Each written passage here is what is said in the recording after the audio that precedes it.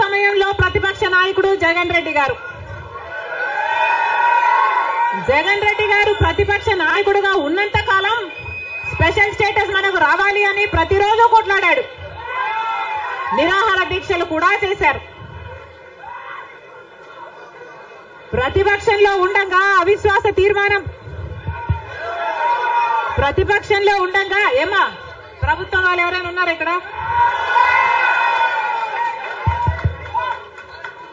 ప్రతిపక్షంలో ఉండగా జగన్ రెడ్డి గారు చెప్పిన మాట, మేము అవిశ్వాస తీర్మానం ప్రవేశపెడతాము, తెలుగుదేశం పార్టీ ఎంపీలు అందరూ కూడా మద్దతు ఇవ్వండి, మూకుమ్మడి రాజీనామాలు చేస్తే స్పెషల్ స్టేటస్ ఎందుకు రాదో చూస్తారన్నాడు జగన్ రెడ్డి.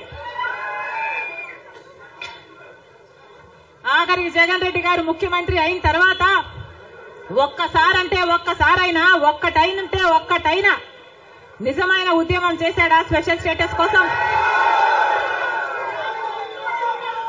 స్వలాభం కోసం రాష్ట్ర ప్రయోజనాలను తాకట్టు పెట్టింది వైసీపీ. ఈ రోజు మనకు స్పెషల్ స్టేటస్ లేదు కదా, కనీసం ఒక ప్యాకేజ్ కూడా లేదు.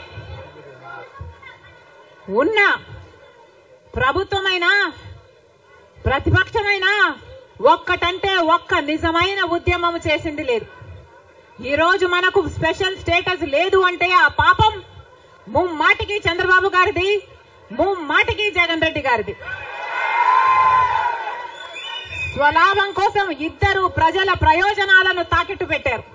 టీడీపీ అంతే, వైసీపీ అంతే, దొందే. అమరావతి రాజధాని అమరావతి అన్నాడు చంద్రబాబు గారు, సింగపూర్ను చేస్తానన్నాడు. 3D గ్రాఫిక్స్ మొత్తం గుర్తుందా?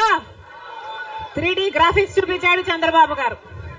పోనీ అమరావతి రాజధాని అయిందా అంటే అది కాలేదు. జగన్ రెడ్డి గారు వచ్చారు, ఒకటి కాదు 3 రాజధానిలు అన్నారు. పోనీ 3 రాజధానిలు అయ్యాయా అంటే ఒక్కటి కూడా లేదు. ఈరోజు మనకు రాజధాని ఏది అంటే ఏదో మనకే అర్థం కాని పరిస్థితి. ఒకటైనా ఉందా అంటే ఏదీ లేదు, ఒకటి కూడా లేదు. మరి ఏమి సాధించుకున్నట్టు? పోలవరం ప్రాజెక్ట్ ఎప్పుడో 1941లో పోలవరం ప్రాజెక్టు కట్టాలనుకుంటే సాధ్యపడలేదు. ఆఖరికి రాజశేఖర్ రెడ్డి గారు ముఖ్యమంత్రి అయిన 2004లో రాజశేఖర్ రెడ్డి గారు జలయజ్ఞంలో భాగంగా పోలవరం ప్రాజెక్టును స్థాపించడం జరిగింది. రాజశేఖర్ రెడ్డి గారు ముఖ్యమంత్రిగా ఉండగా పోలవరం ప్రాజెక్టు చెందిన కుడి ఎడమ కాలువల పనులు కూడా చాలా శాతం చేశారు రాజశేఖర్ రెడ్డి గారు. మన దురదృష్టం రాజశేఖర్ రెడ్డి గారు వెళ్లిపోయారు. ఆయన చనిపోయాక మళ్ళా పోలవరం ఒక్క అడుగు కూడా ముందుకు పడలేదు. చంద్రబాబు గారు పోలవరాన్ని తాకట్టు పెట్టారు బీజేపీ దోస్తీ కోసము. ఇటు జగన్ రెడ్డి గారు బీజేపీతో దోస్తీ కోసం పోలవరాన్ని తాకట్టు పెట్టారు. అంతేకాదు బీజేపీ అధికారంలో 10 సంవత్సరానికి 2 కోట్ల ఉద్యోగాలు ఇస్తామంది బీజేపీ పార్టీ. 10 సంవత్సరాలలో ఎన్ని కోట్లు వచ్చుండాలి?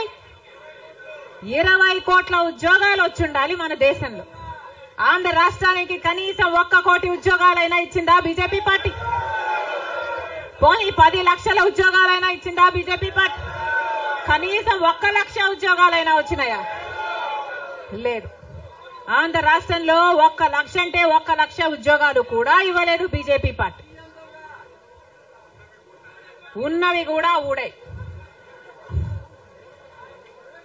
బీజేపీ పార్టీ ఆ రోజు చెప్పిన మాట, రైతులకి ఆదాయము డబుల్ చేస్తామన్నారు.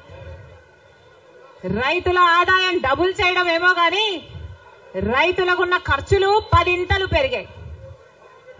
ఈరోజు అప్పు లేని రైతు ఉన్నాడా? అప్పు లేని రైతు ఎవరైనా ఉన్నారా అని ఎవరిని అడిగినా లేదమ్మా అప్పుల పాలైపోయాం. రైతన్నవాడు ఆత్మహత్యలు చేసుకున్నా గాని ఎవ్వడు పట్టించుకునేవాడు లేడు. మరి ఎందుకున్నట్టు బీజేపీ పార్టీ అధికారంలో ఏం చెప్పారు? స్విస్ బ్యాంకులలో విదేశాలలో ఉన్న బ్లాక్ మనీ మొత్తము తీసుకొస్తాము, అన్ని పేదల చేతుల్లో పెడతాము అని చెప్పింది బీజేపీ పార్టీ. పెట్టారా? పేదల చేతుల్లో ఒక్క రూపాయినా పెట్టిందా బీజేపీ పార్టీ? మరి ఎందుకు నమ్మాలి బీజేపీ పార్టీని? టీడీపీ పార్టీకైనా జగన్మోహన్ రెడ్డికైనా ఎందుకు చెయ్యాలి బీజేపీ పార్టీతో దోస్తి? ఎందుకు వాళ్ళ ఎమ్మెల్యేలు, ఎంపీలు, రాజ్యసభ ఎంపీలతో సహా బీజేపీ పార్టీ తొత్తుల్లాగా ఎందుకు మారారు?